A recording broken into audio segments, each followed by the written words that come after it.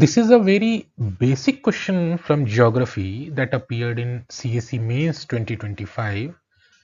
But basic question hai, but the beauty of this question is what the question is actually demanding and what the aspirants are actually going to write an answer to this question. Question is discuss how the changes in shape and sizes of continents and ocean basins of the planet take place due to tectonic movements of the crustal masses. Changes किस चीज के? Shape and size. किसके shape and size? Continents and ocean basins both. दोनों के shape and size में जो changes हो रहे हैं they are happening because of the tectonic movements of the crustal masses. और इस चीज को question is asking you to discuss. Very basic major mistakes that the aspirants have committed while writing an answer to this question is, first mistake is they will miss the word discuss. तो अगर question पूछ रहा है discuss, it means that it expects you to present the major processes. जो भी major processes हैं related to tectonic movements, उन major processes को प्रेजेंट कीजिए और एक्सप्लेन कीजिए दैट हाउ दे वर्क और उनका ओवरऑल इंपैक्ट शो कीजिए. डिस्कस करने का मतलब कॉज एंड इफेक्ट वाली बात आनी चाहिए. कॉज एंड इफेक्ट वाली बात आनी चाहिए. तो अगर टेक्टोनिक मूवमेंट्स हो रहे हैं तो टेक्टोनिक मूवमेंट्स कैसे हो रहे हैं, हाउ, और टेक्टोनिक मूवमेंट्स की वजह से क्या चेंजेस हो रहे हैं. तो ये जो एस्पेक्ट है, how and what are those changes, इन्हीं चीज को डिस्कस करने कहा जा रहा है. But most of the aspirants क्या करेंगे, वो जो बहुत बेसिक सा मेजर सा जो इशू है इसमें, जो मिस्टेक है वो है that they will go on elaborating the features. Elaborating the features. किस तरीके के features?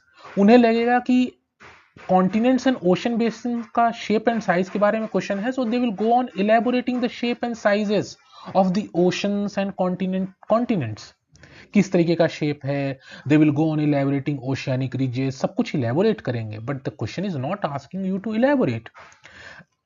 If not this, then they may go on describing the tectonic movements. Describing tectonic movements. तो ये भी करते हैं बहुत सारे एस्पिरेंट्स, ये करके आए हैं एक्चुअली. या तो उन्होंने ओशन और कॉन्टिनेंट्स के बेसिक फीचर्स को इलैबोरेट कर दिया है, या टेक्टोनिक मूवमेंट्स को डिस्क्राइब कर दिया है कि टेक्टोनिक मूवमेंट्स किस तरीके से होते हैं, बिकॉज उन्हें लगा दैट मेजर कीवर्ड तो क्वेश्चन का ही है. But this is not the actual demand. तो इस तरीके के mistakes you should avoid. Always try to understand the question's basic demand and then you should write the answer.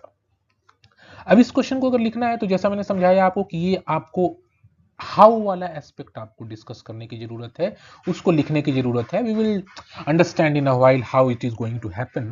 Before that सबसे पहले तो आपको एक इंट्रोडक्शन लिखना चाहिए इस क्वेश्चन में.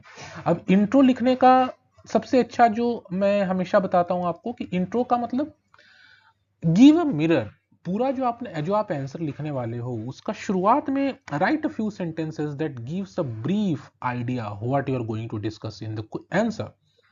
अब इसमें आप सिंपल सा एक इंट्रोडक्शन लिख सकते थे that earth surface is not static, the tectonic forces are central to understanding the changing shapes and sizes of land masses and oceans over geological time. तो हमने क्या करा इसमें, that earth surface is not static. Earth's surface is not static.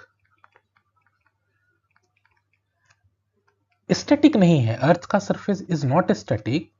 The tectonic forces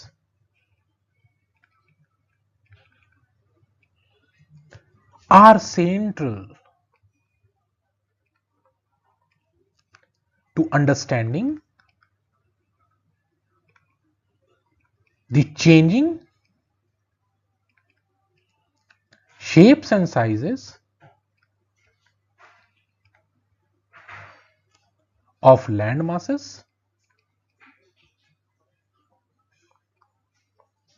and oceans over geological time.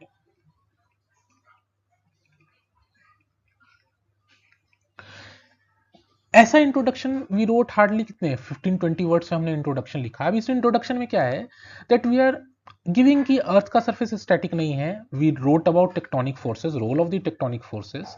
We wrote about like tectonic forces lead to changing shapes and sizes of land masses and oceans but with over geological time. तो इस तरीके से एक brief सा introduction you should write. अब आते हैं body पे। जो बॉडी होगा आंसर का, दैट बॉडी में यू शुड बी डिस्कसिंग इन चीजों को, tectonic forces, how they are leading to changes in shapes and sizes of land mass and oceans. इस चीज को आपको बॉडी में लिखना है। कैसे लिख सकते हैं? यू राइट अबाउट रिफ्टिंग, है ना, rifting, you right about rifting, in that you right about how Pangaea rifted and it led to formation of modern continents. ये लिख सकते हैं आप। You can write about collision and how the Himalayas formed, ये लिख सकते हैं आप। You can write about sea floor spreading, आप सी फ्लोर स्प्रेडिंग के बारे में लिखिए। And you right how the mid oceanic ranges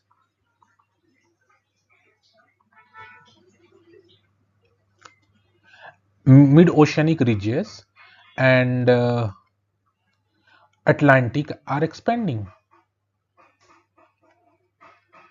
किस तरीके से ये एक्सपैंड हो रहे हैं ये आप लिख सकते हैं। एक चीज और लिख सकते हैं आप, सी सबडक्शन जोन्स के बारे में लिख सकते हैं आप, और बता सकते हैं आप कि how and why the Pacific is contracting. तो यहां पे पर्पस क्या था?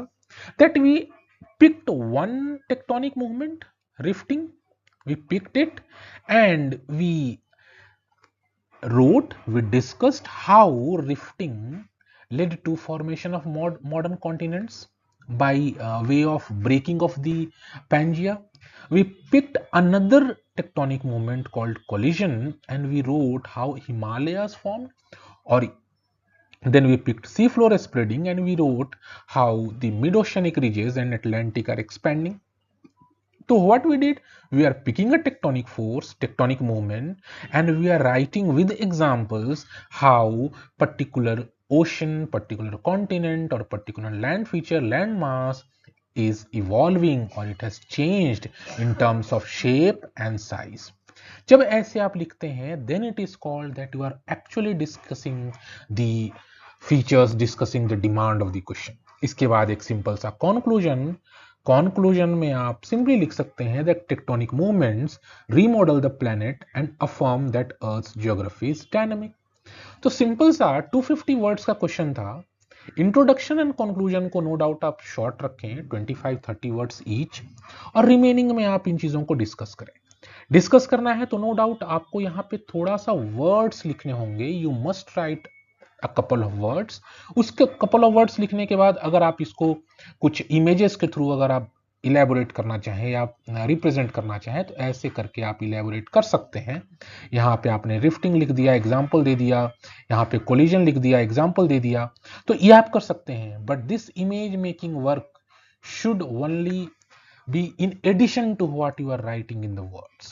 So this way you should ideally write an answer which should be meeting the contextual demand of the question.